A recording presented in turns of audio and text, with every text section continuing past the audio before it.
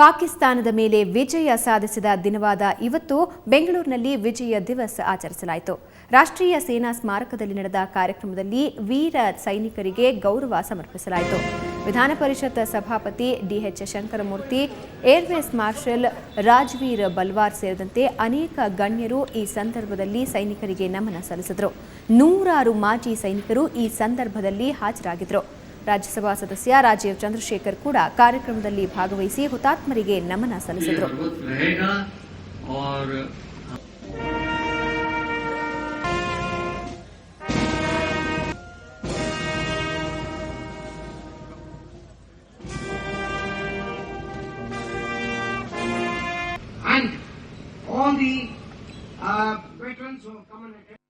ವಿಜಯ ದಿವಸ ನಾವೆಲ್ಲರೂ ಹೆಮ್ಮೆ ಪಡ್ತಕ್ಕಂಥ ದಿವಸ.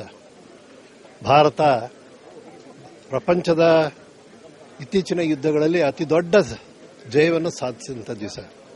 93,000 ಜನ ವೈರಿ ಸೈನಿಕರನ್ನ ಅವತ್ತು ಶರಣಾಗತಿ ಪಡೆದಂಥ ದಿವಸ.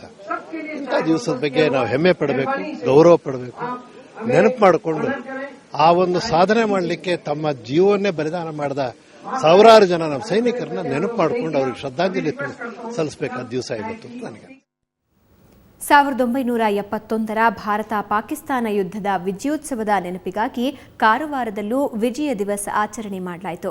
ನೌಕಾನೆಲೆ ಹಾಗೂ ಜಿಲ್ಲಾಡಳಿತ ಜಂಟಿಯಾಗಿ ಆಯೋಜಿಸಿದ್ದ ಕಾರ್ಯಕ್ರಮದಲ್ಲಿ ಹುತಾತ್ಮರಿಗೆ ನಮನ ಸಲ್ಲಿಸಲಾಯಿತು.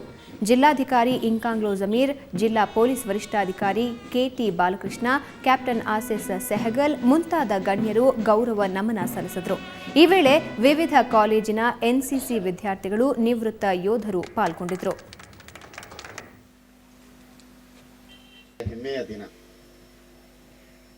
आज का दिन मिलिट्री सर्विस एक ऐसा सर्विस है इस देश